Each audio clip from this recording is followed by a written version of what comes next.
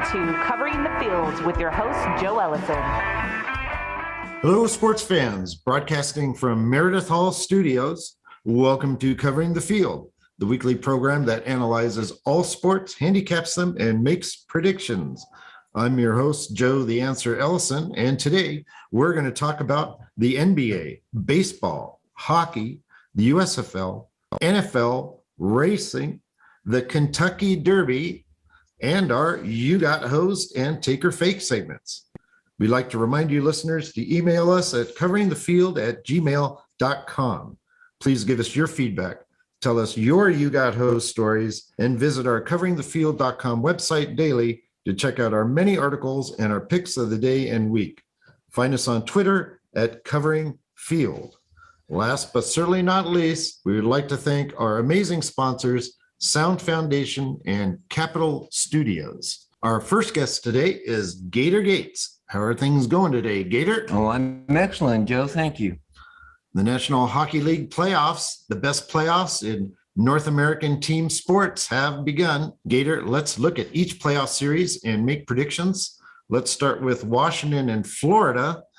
We've already played one game. What happened and what should we be looking forward to? Well, to me, Joe, that was probably the biggest upset there. Washington won 4-2. Great game, though. Washington, if you're looking at the regular season, they don't have what I would say the Avalanche has or Calgary has as far as goal scorers, but they are sure built for the playoffs.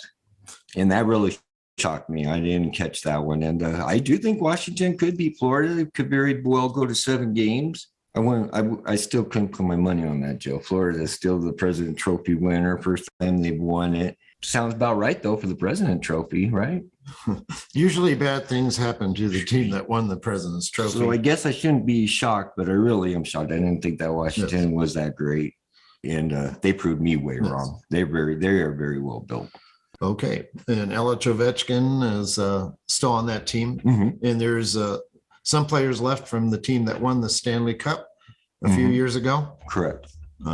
Peter Laviolette, the head coach, also won a cup way back in 2006, though. With who? Carolina. Oh, wow. That was I remember that. That's when Carolina was down 3-0 in the first round of the playoffs.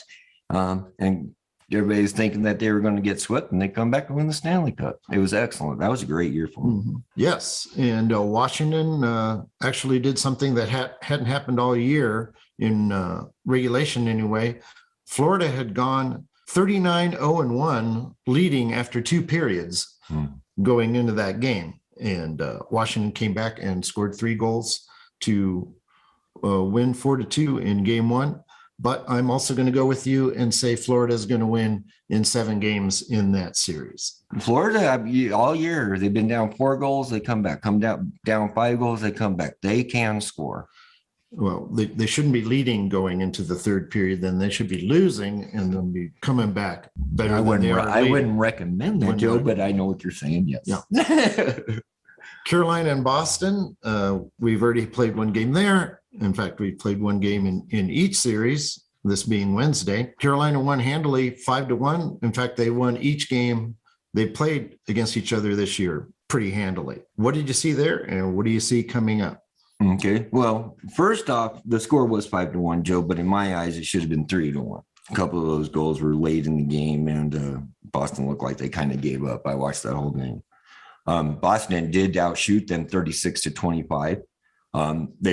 They weren't taking any bad penalties. Neither team was. And it was all pretty tight. I still think Boston has the better shot at beating this team. Joe asked me a while back, who do we think Boston should play, Carolina, Florida, or Toronto? I thought they matched up better with Carolina. I still do. I think they're going to win tonight. It's going to be 1-1. They're going to go back to Boston. I can't say they're going to win both in Boston. I'd put money on it, though. I'd put money that they would. That's just what I think. I think they got both their goalies to have not played in the playoffs. So that is kind of a minus, but they are good goalies. Well, the goalie in net for Carolina has never played in the playoffs either. Correct. And he did have 35 saves and 1 win and 1 goal. Yeah. No, he played well. I'm going to pick Boston in 7 and hang on to that thought. Certainly. Yeah, and if Washington can take care of Florida, I see Boston cruising right into the playoffs. Okay. Or right into the Stanley Cup if they can get back, because I just think they have a hard time against Florida. Sounds good. And Toronto and Tampa Bay going for the three-peat for the Stanley Cup this year, running into Toronto. First game, they lose 5-0. Yeah. And very bad showing, actually, yeah. Joe. These two teams, I don't think, if they were not playing each other, I'd probably be picking against them, whoever they were playing. So I just think whoever wins this series is going to lose the next one. Jeez. Toronto might win the next one. It might be a home series. Toronto might win 2, Tampa Bay will win 2. I don't know. I don't know if it's just because of my heart or my head. Yeah, it's tough to go against Tampa Bay with the playoff experience. There was a heck of a good brawl, though, at the end of the Toronto-Tampa Bay game. Made that interesting. And we're going to have way more of them, too, I'm sure. Yeah. So I'm going to pick Toronto in 7 in that, just for the heck of it, go with the home ice. Pittsburgh and New York Rangers are meeting. First game, we knew we were going to get some overtime games, but boom, right off the bat, 3 overtimes as Pittsburgh came out on top. What did you see in that game? Okay, well, first up, Pittsburgh's goalie is out, and he's great. So that really hurts. I don't know if he's going to be back for this next game tonight or not. But DeSmith, who had 51 saves, he led in 3 goals, but he did play 89 minutes, Joe. What a series. I love this series. I like the Rangers. I think the Rangers are going to win. I think they're a little bit better team. But, God, I love Rust. I just love that Pittsburgh team. I always have. Yeah, that was pretty amazing. The Ranger goalie had 79 saves. Yes. The second most in history in a game. Combined. Yes. Louis Domingue came in for Pittsburgh, and he had no idea he was going to be playing. Apparently, between the first and second overtime, he ate a bowl of spicy pork and broccoli, which was intended for the post-game meal. No intention of playing. He gets stuck out there and he wins the game. Yeah, 17 saves. He's out there for 16 minutes. I think more goalies are going to have to start doing that, Joe. Yeah, more pork and broccoli for sure. Exactly. But I'm going to pick Pittsburgh in 6 just because of that one game. How do these teams respond after that 3 overtime game? Tired in game 2. Yes. Is that an advantage for the team that won or the team that lost? Do you see an over? Do you see it's not an advantage for either one, and this next day is a different day. How many times do you see a game like this one, Joe, where it was 5-0 Toronto? Telling me that Tampa Bay. I see all the bettors already. Toronto. All that money going on Toronto. What's going to happen? Tampa Bay's going to win 5-0 next game. Okay. So I'm just saying that happens constantly. No advantage for Pittsburgh having 1 and 3 overtimes. No, it's a day by day thing. Okay. Until you give up, until you're down like 3-0. Okay, so you got Rangers. I'll take Pittsburgh in that one. Okay. All right. Fair enough. Colorado and Nashville moving on to the West. Another blowout. Colorado won 7-2 in the first game. Now, Joe, Nashville has beaten Colorado 3-1 this year in regular season. And this is the first time that Colorado has everybody playing. They're running on all cylinders. If you talk to that locker room, you listen to that locker room down there, it's Stanley Cup or bust. And I'm not talking about winning the Stanley Cup. They have been knocked out 3 years in a row in the second round. And that's leaving a bad taste in their mouth. And they went out in the trade deadline and got some guys that were not goal scorers, not the top of the line guys. They went out and got some enforcers for the playoffs. So the same thing that happened last year in Vegas will not happen again this year. And Nashville's starting goalie is out for the first 2 games. That certainly can't help. Soros, correct. You say Soros. He's very good too, but yes, that doesn't help Nashville. No, maybe Colorado in 5 will give Nashville maybe 1 game. Yes, like I said, I can't see him sweeping it, but okay, maybe this one I can. Okay, you could see a sweep here. Yeah, tough to say. Calgary. I hate saying that. Yes, I don't like to see any sweeps actually, but Calgary and Dallas. We've had 1 game, a 1-0 final in the first one. Calgary won. Were you surprised at the low score and the closeness of the game? I was surprised with Dallas. Calgary, they're like the Avalanche. They have all these weapons and can score. They're not like Colorado as far as their defense goes, and I showed it with Dallas. Now, Dallas has one excellent line that can play with any team, but in the playoffs, you got to go down 4 lines. So if Dallas is going to beat Calgary, those second, third, and fourth lines are going to have to hit better. They only had 20 hits in that game, Joe. Dallas did. They only had 16 shots. It's sad. They got Calgary played. You're looking at these stats. Calgary should have won 5-0. All right. So how did that happen? And I couldn't watch it because of the triple overtime. I was more into that. Right. ESPN coverage. And do you have a prediction for the series? I in my heart, I want Dallas to be Calgary, but money wise, Calgary's just the better team. Calgary in 7, maybe have a nice long series. That would be nice. Beat them up. I'd like to see that. Me too. We already predicted Los Angeles and Edmonton. We both picked Edmonton, but another one too. Los Angeles won game 1. Jonathan Quick. Yes, that's your X factor in that series right there. Is Quick can win games by himself, no problem. Well, Oiler goalie Mike Smith cost him the end of the game. Mm-hmm. Screwing up there in the third period late, and he's taking all the blame, and he deserves it. Well, here's the stat that trips me out on this, Joe, is Edmonton went 2 for 4 on the power play. LA needs to stay out of the penalty box. Right. With that 2 for 4 and 0 for 4 with LA should have lost this game if you're looking at these stats. And last one, we also predicted last week, St. Louis and Minnesota. St. Louis won game 1. I'm on that side. I got St. Louis in 6. You took Minnesota. Anything we should be looking forward to there? Coin flip. Great series. Everybody should be watching that series. I will say St. Louis has owned Minnesota lately. Mm-hmm. Won 6 in a row, 10-0-1 against Minnesota in their last 11 games. Mm-hmm. So St. Louis seems to have their number. They are more powerful, more bigger. Minnesota is just one of those streaky teams. They've been that way forever. Yes. And they were hot right going into the playoffs. Does that mean they're going to go cold now? I don't know. This better put a fire in their butts losing 4-0. I'll tell you it's that. It's going to be interesting with the 2 goaltenders too for Minnesota, because Fleury didn't look that great. No, he sure didn't. So Talbot might be in net soon. Are you going to make any predictions? Any individual game predictions? I guess we kind of were. Well, yeah, I'd say Boston's going to win tonight. I say that I would think that Toronto's going to win just because they're at home again. It's going to be a home series. Toronto's going to win 2. Tampa Bay's going to win 2.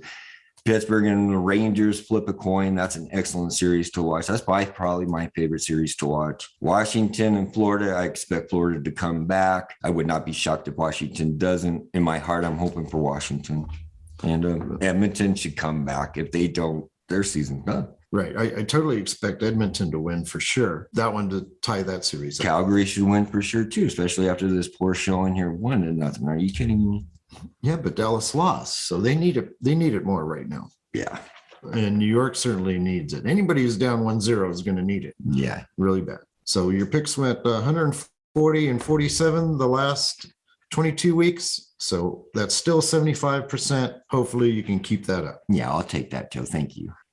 Covering the NBA is our analyst, Marc the Shark Sabella. How are you feeling today, Marc? Doing great, Joe. How are you? Pretty great. Anyone who listened to our predictions is feeling pretty great too. Our series predictions went a perfect 8-0 in the first round. We happen to agree on all of them, which is hard to believe. But hey, in this case, it was the right thing to do. So maybe we should start taking a look at the second round matchups. Absolutely, Joe. Unfortunately, you did ask me about the impending Milwaukee-Boston series, and I deferred till later in the week after I saw what was going on. Kind of glad I did hold off on that because there was some interesting stuff there. I also want to point out to you and the listeners that I did go 6-3 in the first week of playoffs, besides the 8-0 in the series. And then I went 4-2 last week in individual game picks. Well, you're on fire pretty much for the NBA. Thank you very much. Thank you. I think we should start in the second round with the most heated battle, and that would be Golden State and Memphis, which is already tied at 1-1. Yeah. What's been happening? Oh, it's going to take less time to tell you what's not happening in that series. It's just been nothing but action. It's been great. You had Draymond Green get a flagrant 2 in the first. It was very controversial because it definitely was maybe more aligned with a flagrant 1 where he wasn't going to get ejected, but he got thrown out of the game. So I'll ask you some questions on that. And then Dylan Brooks returned the favor, and this definitely was a dirty play or a much harsher play last night. He took out Gary Payton on a drive last night, and Gary Payton didn't return to the game. I don't know what exactly had happened to him, but he was out with a flagrant 2 in game 2. It's definitely getting very physical. Steve Kerr was actually asked by the Dynamite last night during in between the quarters and stuff, what happened on that play? And he said, Memphis is just playing dirty. He just flat out said it. There's no mincing of words, no anything. But Joe, this is becoming maybe your new NBA rivalry. These teams are going at it with each other. They're extremely physical. Draymond Green even got an elbow to the face yesterday. He danced off in game 1 when he was ejected, exhorting the crowd. And with his middle fingers. Yeah. And then last night, it was the same thing, only it was him going to the locker room to get concussion protocol. So same type of thing he's exhorting. I guess my questions would be, should Draymond Green really be doing this? And can't we expect at least a little something more from him on this? But I don't know. What do you think about it? Well, he's not making any excuses for the way he plays. Any interview you see, he says, this is the way I'm going to play. I'm going to continue to play this way. I'm not going to change. So until somebody forces him to change, just expect it to continue. Exactly, Joe. Yeah. Big Rich's guy, John Morant, goes off for 47 last night on 13 of 14 free throws. This is his second playoff game where he's gotten 47 points. And as you'll recall, during the NBA preseason show that we did, we predicted that John Morant was going to become a superstar this year, and he is definitely proving that. What I wanted to do was, my producers let me know Gary Payton is out with a fractured left elbow. I guess that's Gary Payton Jr. Yeah, I'm sorry. The Gary Payton I remember retired a few years ago. Yes, but he has been playing very well for the Warriors, and that's going to be a tough loss for them going forward. So I want to play the same game we kind of did during the first round, which is either ask to Joe or ask to answer now, what you think the odds are on the series. Give me the series odds that you're predicting. That was so much fun the first time, and you were really close on a lot of them, but there were a couple of surprises. I think you're going to see the same thing again when we go down these 4 series. Well, Golden State won one in Memphis already. Yes, it's even. So Memphis had home court advantage. Now Golden State has it. So I'm going to have Golden State a decent favorite now. I could see each home team winning from here on out. It's a possibility. I would have Golden State like a minus 250 or so. Ask to Joe. It's 3-1, and Memphis is getting 250. But you're right on the money there, Joe. Knowing that and knowing all this, I think Golden State's going to play way tougher with their crowd. I'm actually predicting they'll win Game 3. I'm going to go money line because I don't like the 6.5 that you're giving on that. It wouldn't surprise me either way if the 6.5 gets covered by Memphis or Golden State blows the doors off them, because this isn't any Minnesota that Memphis is facing. I also don't know, Ja drops off dramatically on visiting floors, as do a lot of players. So it'll be interesting to see. And I think Golden State's really going to play physical coming up. I'm going to take, obviously, Golden State, the 3-1 on the series. From this point forward. And I'm also going to take Golden State on the money line on that. Yeah, on the series, I'm going to take Golden State in 6. Now that they've gotten home court, I don't see them giving it back up. I don't either, Joe. Okay, so let's move on to who they will play. The winner of that series, Phoenix or Dallas. And Phoenix is up 1-0 in that series. What do you see happening? And well, I guess Devin Booker returned. Surprised everybody. Devin Booker shows up in the last game of the New Orleans series, and he only played limited role in the second half, but he chipped in 13 against New Orleans in a closeout game. But it really was the message to the rest of the league that he's going to be playing now. So I know, Big Rich, you and I talked about how Golden State probably was, and it was reflected in the current winning the championship odds, that Golden State became the favorite. But I think now that Phoenix is full strength again, I'm seeing that they're going to be the favorite again. They're back to being the favorite. And so, yeah, Devin Booker returned. DeAndre Ayton, believe it or not, your center of the Suns, was the high scorer with 25 points. Devin Booker was second with 23 points. But, you have Luka that rolled a 45 for Dallas that night. I mean, they just couldn't stop him. But what Jason Kidd is asking for is a lot more help from the other guys. And it's a little mini, you got hosed on this in game one. You basically lost by the hook. If you took Dallas with the 6 points, they lost by 7. So, yeah. But you can't have Maxi Kleber as your second high scorer off the bench with 19 points and expect to beat the Suns. Yeah, the main guys, Brunson and the other one, I forgot. Dinwiddie. Yeah. Yes. They didn't show up. They did not, but I mean, they can turn it on. We'll see what happens with this game, Joe. But it sounds like we're both going to take Phoenix in this series. The question is how many games we see. I'll give Dallas a couple. I'll be nice to them and say Phoenix in 6. Well, that brings us to the Ask the Joe second question. What do you think the odds are currently on this one? With them up 1-0. With Phoenix up 1-0, they're going to be a pretty heavy favorite. If that last one was minus 300, this one's got to be higher. So maybe about 500. Don't talk to Google listeners. Don't ask Google. Just ask the Joe. Ask the answer. He always has the answers. 5.5 to 1. 550 even. Yep. Wow. That's plus 425 for Dallas. And that's not good enough. There's no way I would take Dallas at this point in time. If they end up maybe splitting tonight, that's what they need to do. All bets are off. But I'm going to take Phoenix in a series, and I'm also going to take Phoenix giving the 6. All right. In tonight's game. Okay, moving on to the East, Miami and Philly. Miami is up 1-0. Philly has got some issues to get through. You think? Yeah.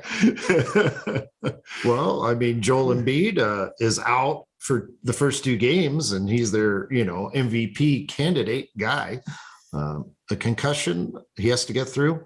I guess he could maybe play through his broken eye socket. Yeah, concussion and broken eye socket, Joe. And they were interviewing Doc Rivers when it happened. That was the final closeout game against Toronto in Series 1. There was 3 minutes left. The Sixers are up by 30 points, and he has all their starters in. How many times have you and I been yelling at a TV, get your starters out of there, you're going to be injured?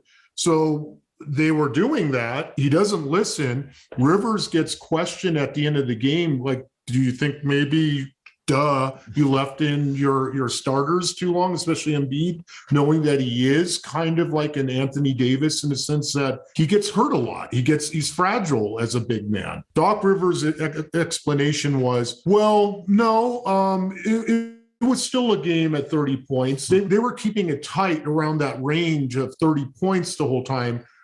And with 4 minutes left, they had all their starters in. Maybe he had a point spread to cover to make sure he covered the. What a pleaser 10 bet? points. I don't know. Yeah, one of those alternate point spreads.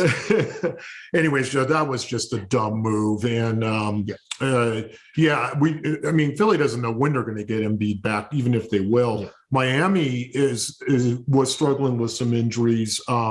Jimmy Butler came back. They still don't have Kyle Lowry, their starting point guard. But Tyler Hero got the 6th Man of the Year award the other day, and he poured in 25 points in game 1 off the bench. And Jimmy Butler scored 15, Bam scored 24. Very balanced scoring, and Miami is still proving us right so far.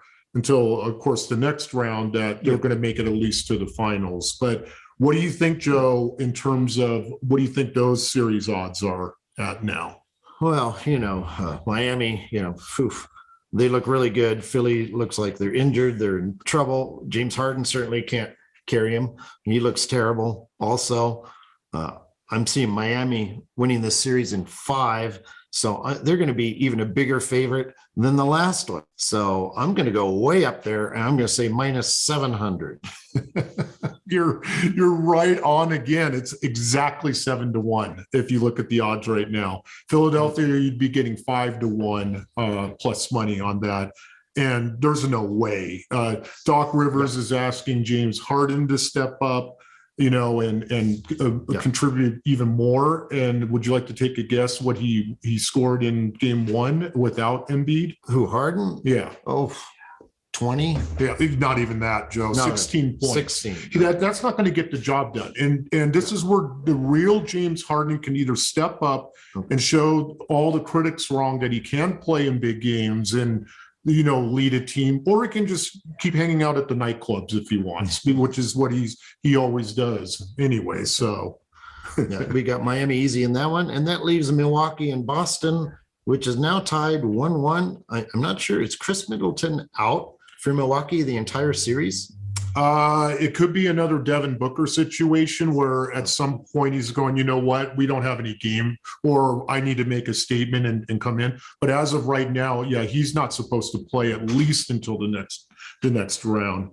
But Joe, what do you think? This is a tough series too. I mean, Milwaukee stole game 1, as we like to say, and Boston blew the doors off yesterday in game 2. Jaylen Brown went off for 30 points in game 2. He scored 25 in the first half alone. Marcus Smart is injured right now. Okay. But might be coming back for game 3 in Milwaukee. So he's not expected to be out long. No, and Jason Tatum is scored 29, and they have their center Robert Williams back. But yeah, Middleton is missing for the foreseeable future. What do you think the odd? Now, this is to me still a little surprising. Yeah. What do you think the series odds are in this one? Yeah, this one. Boston lost home court advantage. This one is tough, but eventually I do see Boston winning this series in 7. So I'm going to have it much more even. And this one right here, they're saying Milwaukee has home court right now. This is going to be very small. I'm going to say it's like minus 110 on each. I mean, really even. You're amazing, Joe. That's the answer, guys. Yeah, it's minus 120 for Boston, even though they've lost home court advantage. Milwaukee is even. Just because of the health, series. I'm thinking. And it probably is the Middleton factor in that, but I think so too. It's almost, I can see Boston still winning it in 7 games and, even splitting the next 2 games in Milwaukee and regaining home court advantage. But it wouldn't surprise me if it goes the other way also. I mean, it just depends on, you only have the big 2 now with Milwaukee. How is Drew going to play, back at home? Will the crowd fire him up more? They're -3 in this next game. I want to take Milwaukee for the home win. I mean, if all Milwaukee's going to do is give 3 on that, but it wouldn't shock me if Boston either wins that game, covers the spread, or if they lose, they end up winning game 4. So that's what I see. So whoever wins game 3 will lose game 4. And we'll be 2-2 exactly going back. Exactly. And I have the series with Boston. I'm going to take Milwaukee on the individual game though, and give the 3. And do you have any other individual game predictions, or I think we pretty much covered it all, right? We covered it all, buddy. I'm just real. This has been a really good NBA playoffs, and I know a lot of people don't watch it during the regular season, don't get excited until the playoffs. I'm going to give Gator a run for his money on this for viewing. Just that Golden State Memphis series just been phenomenal to watch. And no, I think all the series have good drama going in it, and I love it. And let's see how it goes. But let's keep our streak going. So yes. Well, awesome segment, Mark. Thank you. And now a preview of the most exciting 2 minutes in all of sports, the 148th Kentucky Derby. Covering the Run for the Roses are Gator Gates and Rockin' Ronnie McKinnon.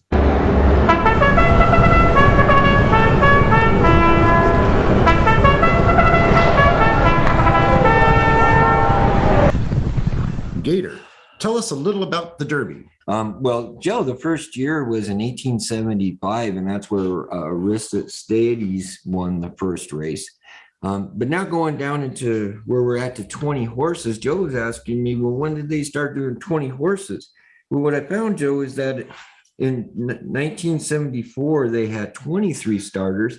And after that race in 1975, they went down to 20 horses. But they've since 2004, where they've had 20 horses, 17 of the last 19 years.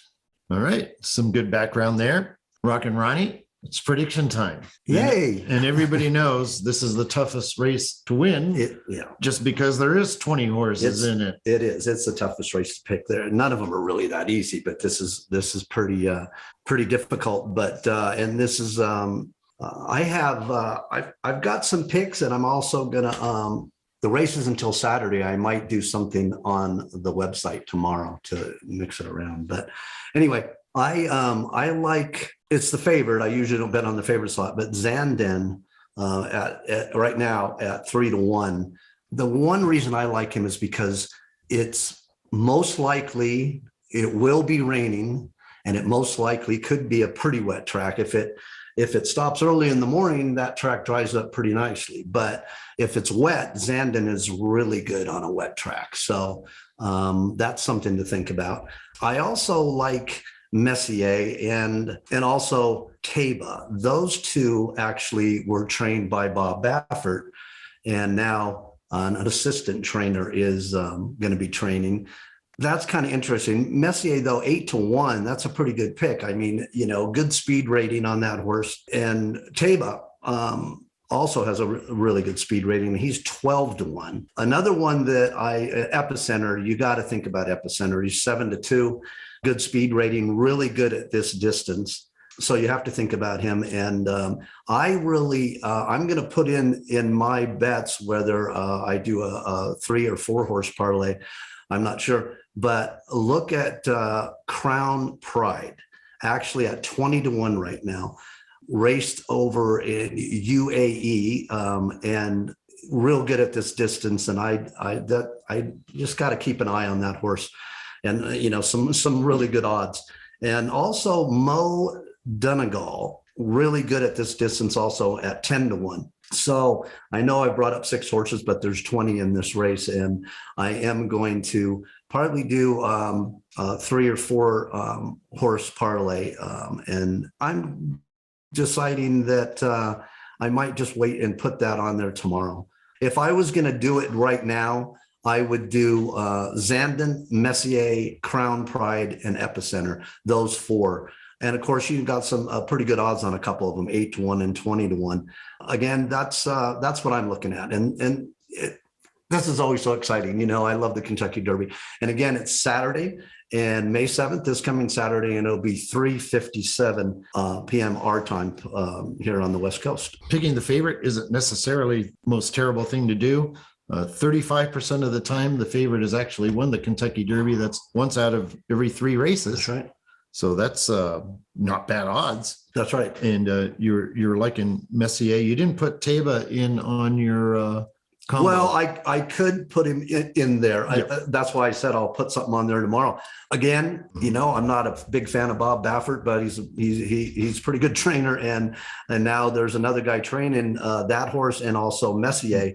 But both of them, I really like their speed ratings, and I really, and they both got some really good odds. So I'll probably have them in there. But I really, really I'm serious about Crown Pride being 20-1. That I think that horse is going to do well on this track. And again, we have to think about how wet it's going to be.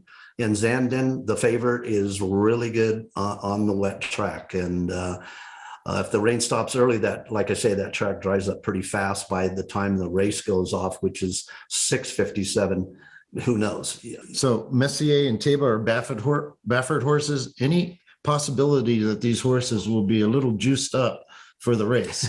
Will there be some illegal activity or at least stretching of the rules as far as they can Yeah, go? I don't think so, Joe. I think they'll be pretty on top of Baffert's horses. seeing, making sure that doesn't happen. But, and again, he's not there training them. He's a phone call away. Yeah, well, exactly.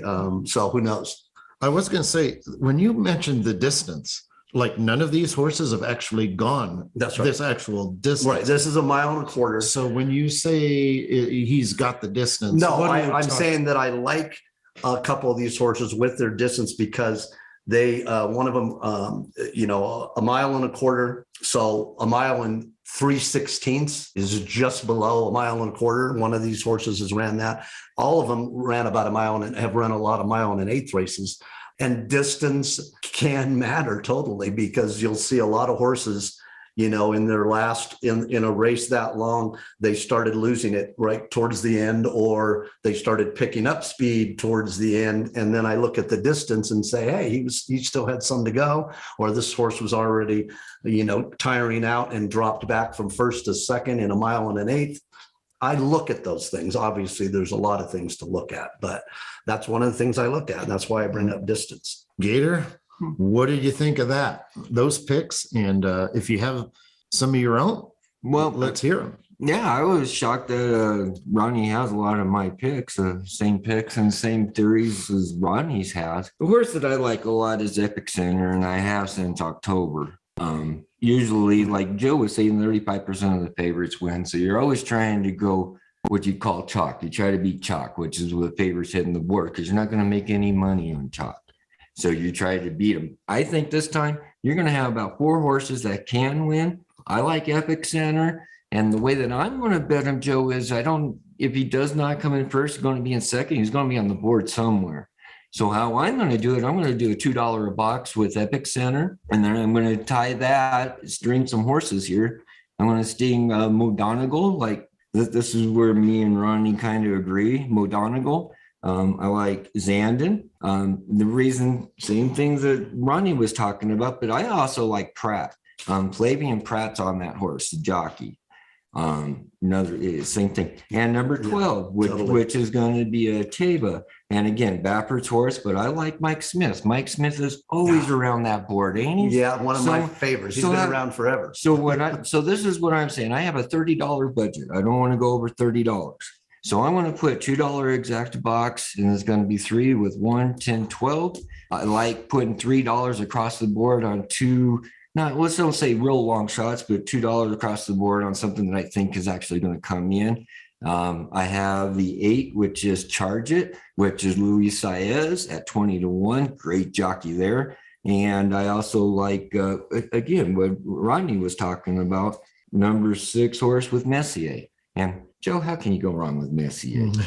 Don't you love him on those? Marc Messier? Yeah, how can you go wrong with that? But, and what you got John Vasquez on that horse too. Right, He's exactly. And what you said about that jockey Pratt on Mike Smith? No, I love Mike Smith. He's been around forever. Modonegal.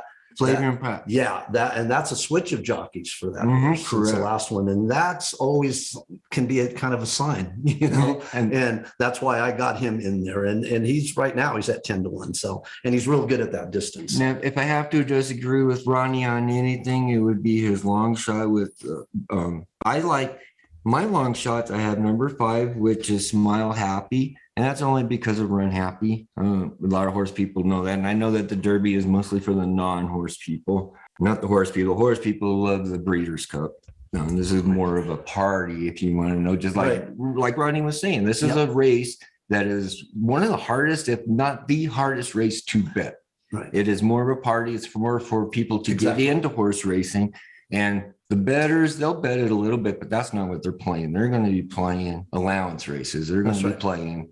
So that's right. This is a party race. And that's right. And I kind of always, make the reference to like people that only go out and drink a lot on New Year's Eve, or the people that, there's a lot of people that only go bet on the Kentucky Derby, so it's kind of one of those things. But so my long shots, okay, I don't know if I said it or not, but Smile Happy was one of them. And my other one that I like a lot, and a lot of bettors are betting too. That's probably why I like it, is Cyberknife.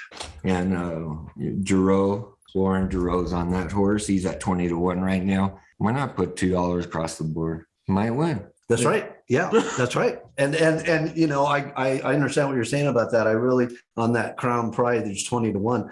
And it's just, again, what he did in the last race, not in this country, but still the real good at that distance, looks real strong in his workout. So I'm not sure about this jockey though. Christophe Lemaire. Right. Yeah, I don't. Yeah, I'm not, and that's the only reason why I kind of question it, because I don't know. And I don't. There's not a lot about him either. I know. I don't always go.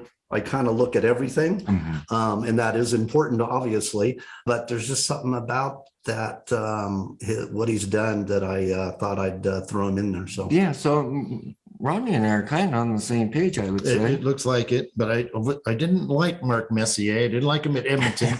I didn't like him at the New York Rangers. I'm throwing him out, but I can't bet every horse that you gave me. So I'm narrowing it down a little bit. Yeah, there's 20 horses. So but I'm it's only because you're a Boston fan, but it's okay. Yeah, I am no horse expert. I'm going to narrow it down. I got till Saturday at 4 o'clock to figure it out. And again, think about the track. That's a big thing.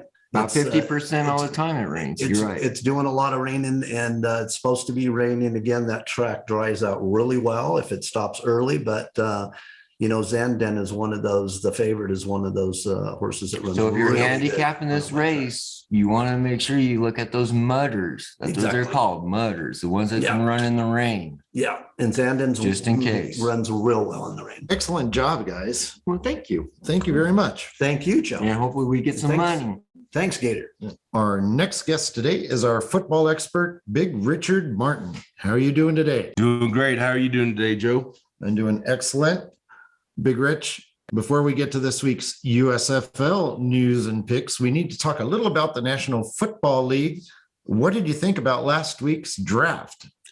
Well, how can you not say that the NFL draft is the most exciting 2 minutes in sports? I go against what our horse experts say. I think when you say Jackson Jaguars, you're on the clock. I think that's the most exciting 2 minutes of sports. But I'm going to go into a take or fake. We got Marc the Shark here sitting in with us. Marc, how you doing? I'm doing great, Big Rich. Thanks for the invite. Okay, well, good. I want to bring your take or fake. Nice. All right, so take or fake.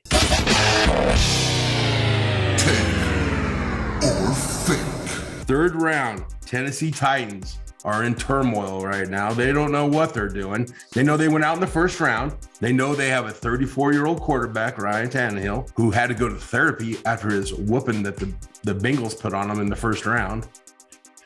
Comes out of therapy, and what does he see? Third round, they take Malik Willis. Take or fake, he will be starting before the end of the season over Ryan Tannehill. Ooh, that's a good one, Big Rich.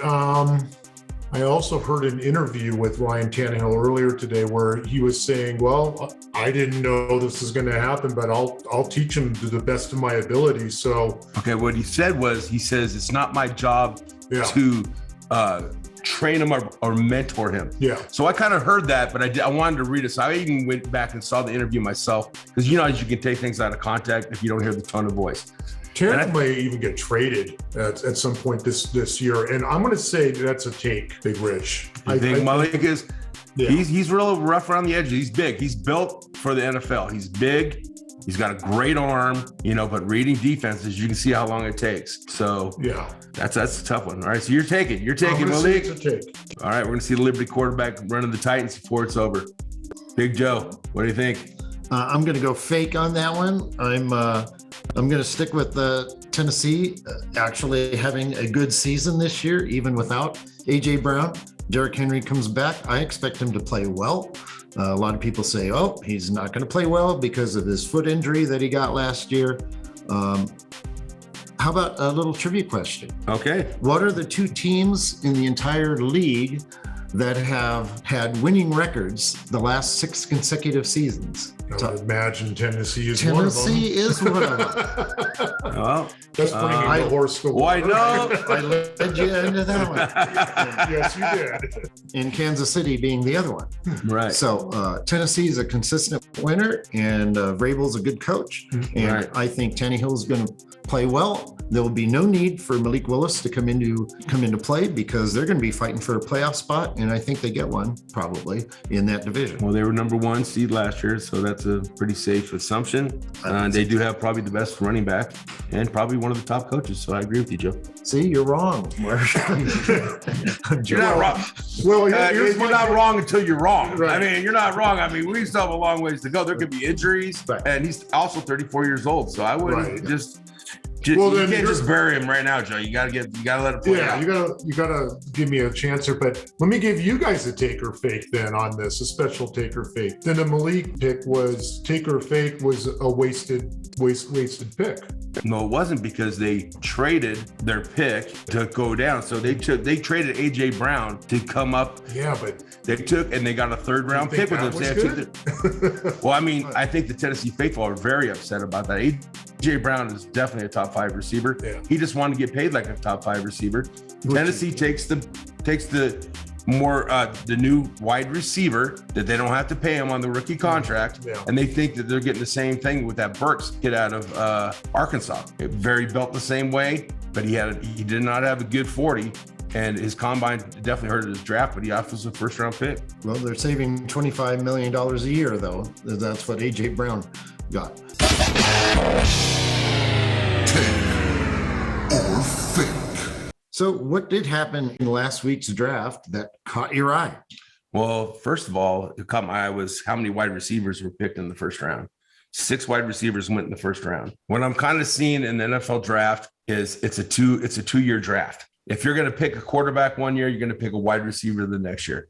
So I was really surprised that Detroit moved up with Minnesota and they took Jameson Williams, which I think is probably the best receiver in the draft before his ACL injury in the championship game. They knew what they wanted. They know, I'm telling you right now, Detroit is going to tank. Uncle Mike, don't send no money in on the Detroit Lions this year. They're tanking because they know they have 3 good quarterbacks coming in. You have Bryce Young is already going to be a franchise quarterback next year. You have CJ Stroud out of Ohio State.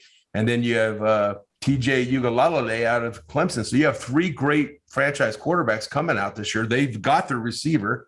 Then you get your quarterback. Same Cincinnati did it with Joe Burrow. And then they did the same thing that the Miami did with Waddle. And then they had Tua and, of course, their star, Jamar Chase. So that seems to be the plan that people are going by. That's what I'm seeing in the draft.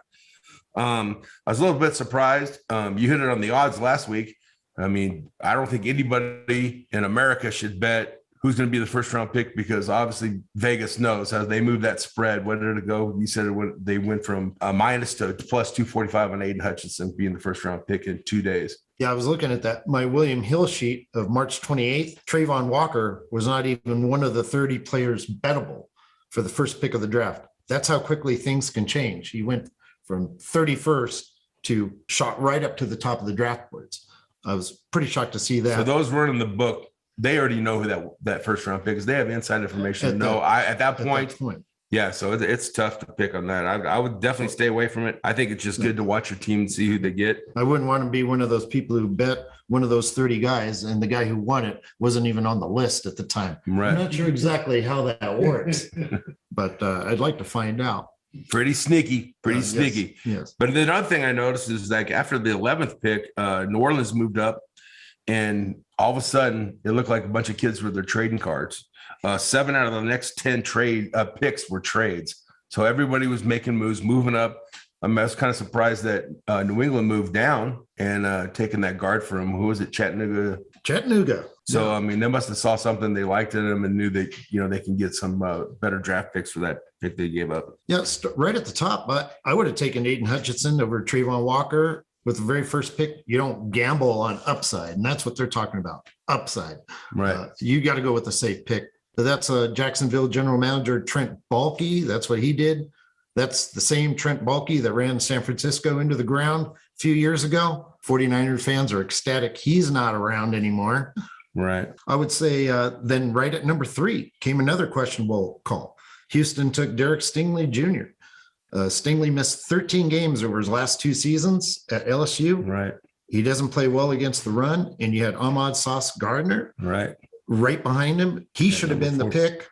Well, I mean, he had a great combine. Stingley had a great combine, just amazing one-handed catch, athleticism. They saw something they like. I think these guys are always going to be tied. Who made the best pick? You'll see these guys tied together, these 2 corners. Sauce Gardner out of Cincinnati. Everybody's very, very high on him, saying, he's going to be the next lockdown corner. Stingley, when he's healthy, he's terrific.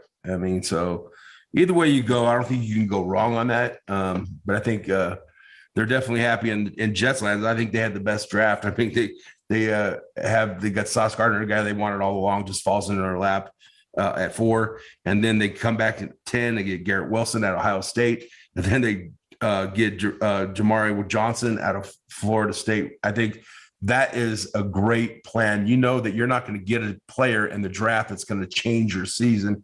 You should already have your stuff in set, but these are good stepping stones for the future for your teams. And I think that's what you're doing. You don't get a one-hit wonder. Trevor Lawrence did so good for their first-round pick. And where do they go next year, Joe? They draft first again. So this guy you're going to get is going to do the same. Pretty much it's not going to be a make or change your season, but it's something you build your future on. I will note that Stingley was not asked to tackle anybody during the combine, and that's where he's going to get hurt, trying to stop the run, which he does not like to do. I'm just going to find that to be a big mistake. We did mention at number 29 came the strangest pick, New England taking Cole Strange from Chattanooga.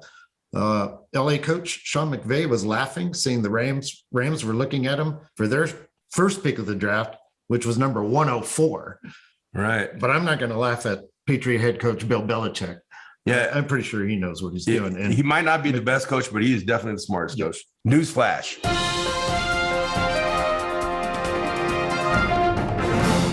Just came in. Baker Mayfield still hasn't found a home. I just saw him recently underneath the overpass. He said he will work for food. He will throw quarterbacks and wash your windows. That's good to hear. I could use somebody to clean my home here. On the local front, we have to mention Nevada quarterback Carson Strong didn't get drafted at all because of past injury concerns, but Philadelphia picked him up. Maybe he should have stayed in college one more year. Maybe not. We would like to see him in college up here in Northern Nevada, of course, but he's going to go out there and he has a $25 million quarterback wide receiver he could throw to AJ Brown if he ever gets a chance to play. Yeah, he sure does. And I look forward to seeing that. And the team with the best draft, I think you mentioned the Jets.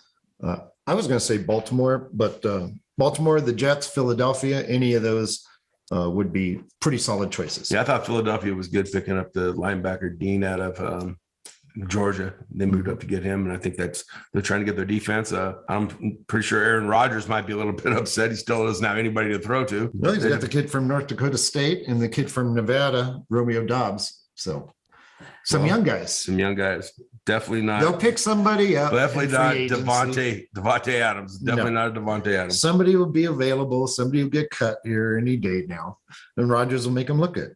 One more note, Arizona's DeAndre Hopkins suspended for 6 games for performance-enhancing drug use. Cardinals traded away their first-round pick to get Baltimore wide receiver Marquise Hollywood Brown. Yeah, that was and we already mentioned Philadelphia trading for wide receiver A.J. Brown.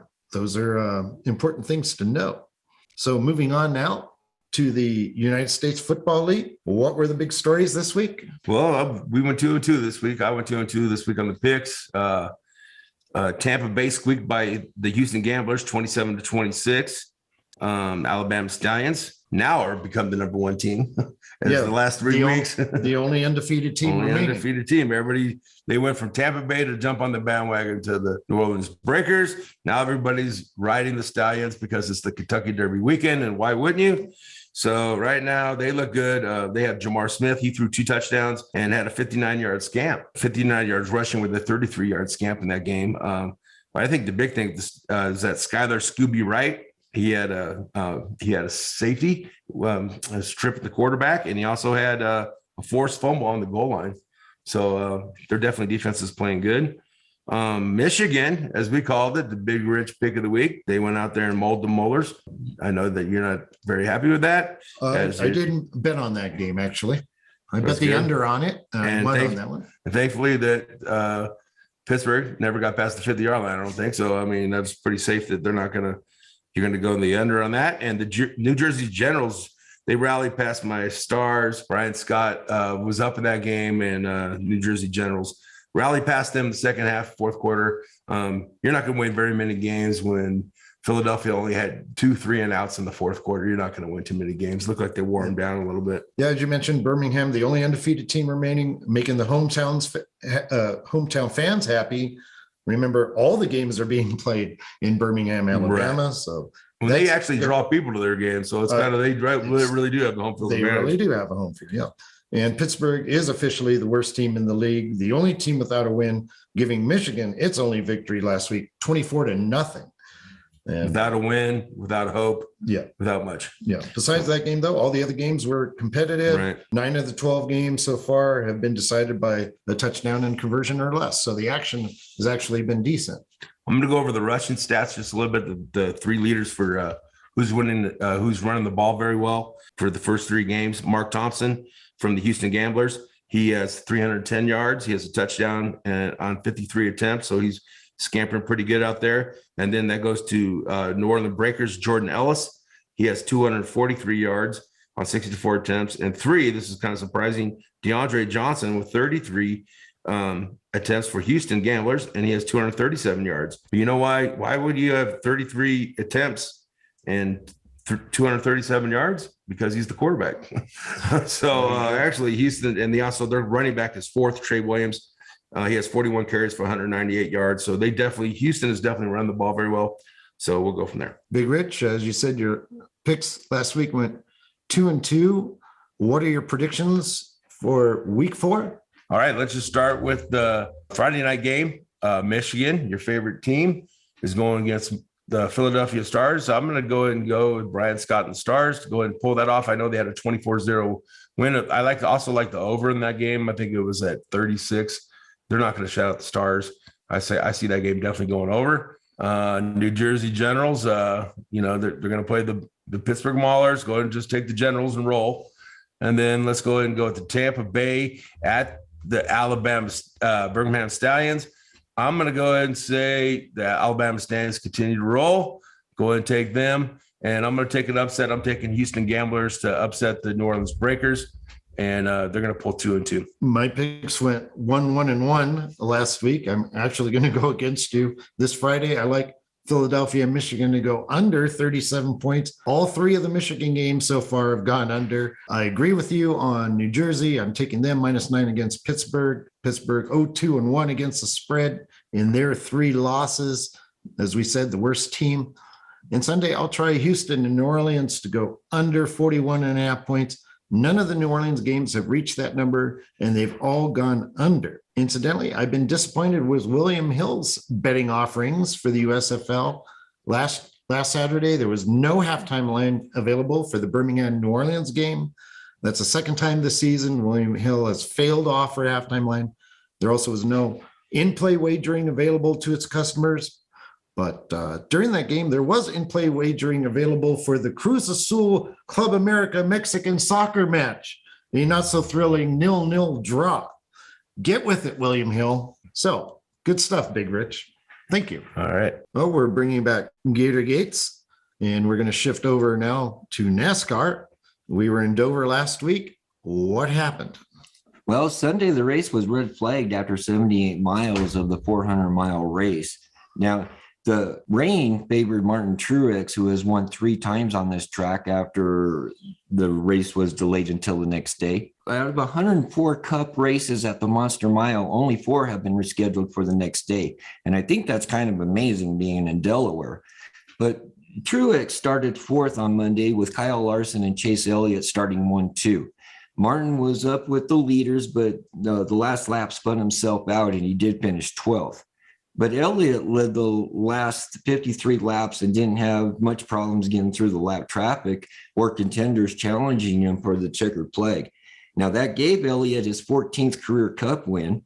And Chevy's took the top 3 spots with Elliott, Ricky Stenhouse Jr., and Ross Chastain in that order.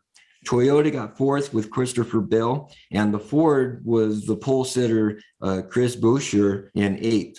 So at 8-1, Joe, that wasn't that bad of a payout. 8-1's actually pretty good, even for NASCAR. And that is our 9th different winner already this year. And there's only 16 spots for the title chase. You're making it exciting, very exciting. It's going to have to win 2 to get in. Maybe so. So where do we go next week? We're heading to Darlington Sunday at 12:30 on Fox Sports 1. I like the Toyotas there.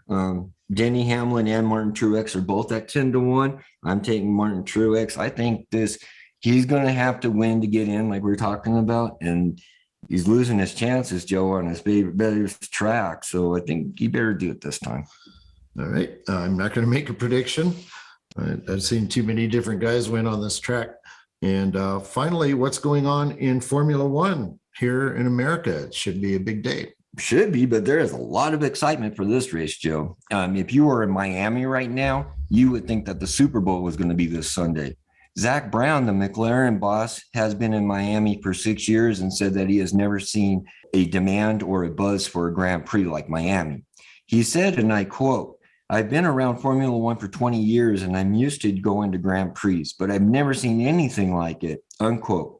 He also said that the rivals the Super Bowl as far as people asking if you're going to the Miami race. And not just that, the fans, Joe, but the commercial and media interest as well. Now, last year, Austin, Texas drew the largest crowd of the year with 400,000 in attendance over the 3-day event. And it sounds like this is even going to be bigger than that, Joe. Well, that's big for the U.S. Now we got 3 races here in America. And this one's going to be the biggest one, it sounds like, from what you're telling me. And do you have a prediction? Wait, I think we predicted last week. Yeah, I'm going to stick with it, Joe. Hamilton 60-1. I'm going to stick with him. If I lose, so what? If I win, I look like a genius. But if you guys want to be safe, of course, you're going to have to take the Ferraris. You got Leclerc at a +110. You got Sergio Perez at 10-1. And Red Bull is your favorite. Verstappen's at a -105. But without any stats, Joe, that's tough. That's why I'm taking Hamilton. Why not? You got yelled at last week. Their team's got to do better than what they've been doing. Yeah, it's a horrible year for his team. Fantastic info, Gator. Thank you. Yeah, thank you, Joe. Coming up to the plate now is our baseball correspondent, Rockin' Ronnie McKinnon. How's it going today, Ronnie? Joe, I'm doing cool. How about yourself? I'm doing excellent. What's the news this week in Major League Baseball? Well, Joe, we'll just talk about a few things that are kind of interesting player-wise. A right-hand pitcher for Miami last Wednesday, actually, after our show, Pablo Lopez. He's just been pitching incredible. His ERA was 0.39. Pretty amazing. Then talk about Ronald Acuna Jr., who actually came back to play. He played right field last Thursday night, actually, in the finale against the Cubs.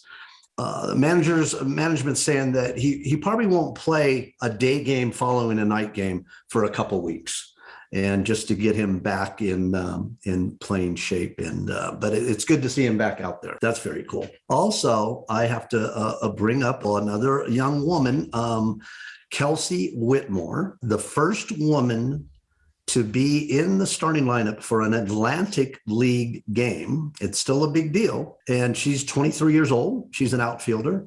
And so I got a bunch of other little info on her, but we don't have to get into depth on it. It's just, something I like to bring up. And, she was a collegiate player, and she won some medals. And so, I always like to bring the girls up, and that's a pretty cool thing. Then we have Ryan Ramsey. He is a pitcher for the University of Maryland. And last Friday, he threw a no-hitter versus Northwestern. Actually, it was a perfect game, so more so than a no-hitter.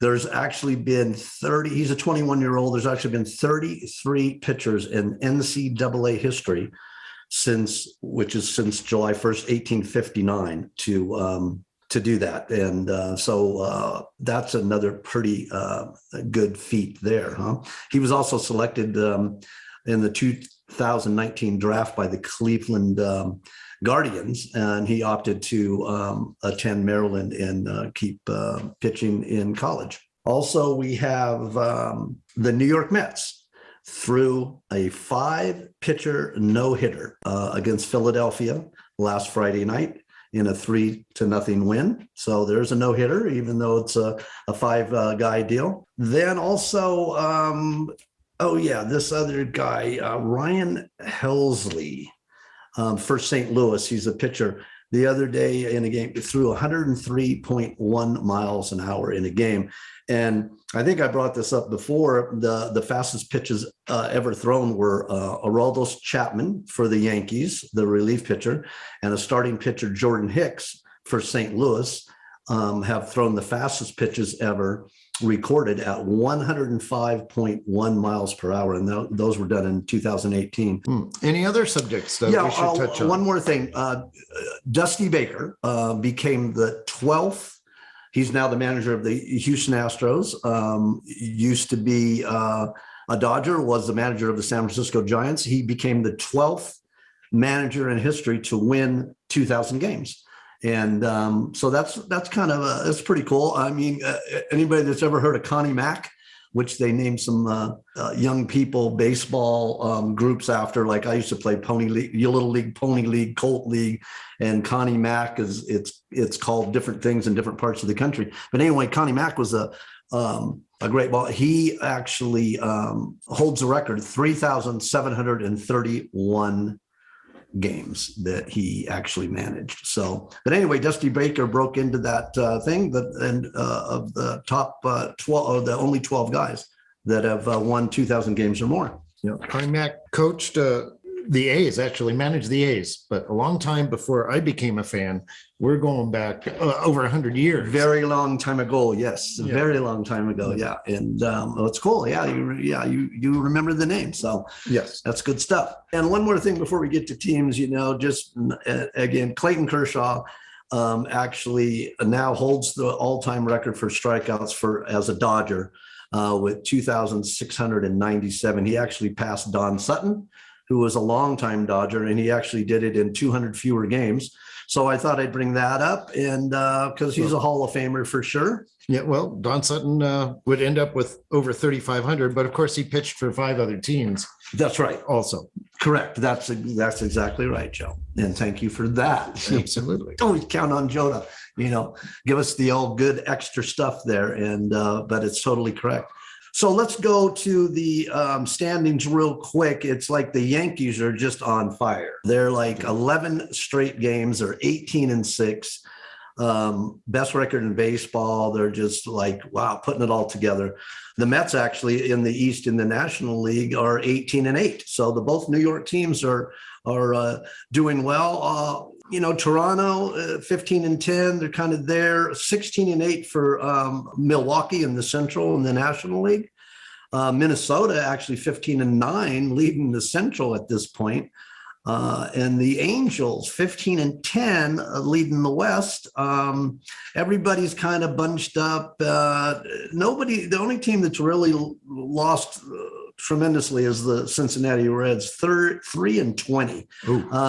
The other teams actually, like Arizona in the West in the National League, everybody thought, they're 12-13. They're right there. Baltimore 8-16, Washington 9-16.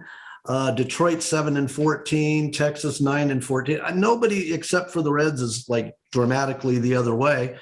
The Dodgers and the Giants, they played last night. The Dodgers did win that game. They'll play again today and tomorrow. The Dodgers are 15-7, then San Diego 15-8, and then the Giants at 14-9. So that's all pretty tight. And that's a look at the standings real quick. When it comes to picks, I will put them on. I'm going to do them for tomorrow for Friday's games or Friday for Saturday's games. And like last week, I did 11 different picks. I ended up 7-4. I did have a couple kind of what you would call long shots in there, but they didn't turn out. And so I went 7-4 last week, and I will put some picks on the site along with some other Kentucky Derby information, which I'll do tomorrow because the race is on Saturday. So, Well, Ronnie, you brought up some excellent subjects. Thank you. thanks for having me, Joe. Sponsored by MXE Media, ladies and gentlemen, it's that time for the moments we've all been waiting for. The stories that make us furious about bets that appeared surely to be winners, but in the end, something went horribly wrong. They ended up being losers. It's a segment we affectionately call You Got Hosed. You got hosed. So, Big Rich, do you have a You Got Hosed story this week? I definitely do have one, Joe. Out there in Fresno, sucker Sean Martin just bet. He took the 6.5 at Dallas, thought it was a solid bet. And it goes down to the final 2 or 3 seconds in the game. Just like Marc the Shark said, they won by the hook. They shot 2 free throws at the end of the game, went from 5 to 7, and sucker Sean, you got hosed. That's what when it comes down to free throws, you definitely get hosed one way or the other. Gator, do you have a You Got Hosed story? Well, yeah, Joe. Friday, the New York Yankees scored 4 runs in the 7th and 5 more in the 8th to hand the Kansas City Royals a 12-2 beating. But the game was called after the bottom of the 8th due to rain. Now, many bettors that had the run line on the Yankees were shocked to find out that when they cashed their tickets in, they got their money back. Or on a parlay, a 3-teamer dropped down to a 2-teamer. Now, not all the books are the same, Joe, but per the house rules for Caesars and William Hill Sportsbook, all the run line wagers are voided if the game does not go the full 9 innings or 8.5 if the home team is leading. So if you had the run line, reverse run line, or the alternate run line, you got hosed. Yeah, you got to check the rules. They're up there. You can read them. And yes, that's a good way to get hosed. You got hosed. So that's all for this week's show. I'd like to thank my associates, Big Richard Martin, Rockin' Ronnie McKinnon, Marc the Shark Sabella, and Gator Gates, our junior IT tech, Caden Martin, and our assistant to the editorial staff, Boots McCage, and everyone for listening. We'd like you to visit our Covering the Field website to check out our many articles and our picks of the day and week. We'd like to remind you listeners to email us at coveringthefield@gmail.com. Give us your feedback, your You Got Hosed moments, and any other comments you'd like to give us. And find us on Twitter at Covering Field. Thank you for tuning into the show. We look forward to bringing you another episode of Covering the Field. You've been listening to Covering the Field, a CM World Services and the Sage production.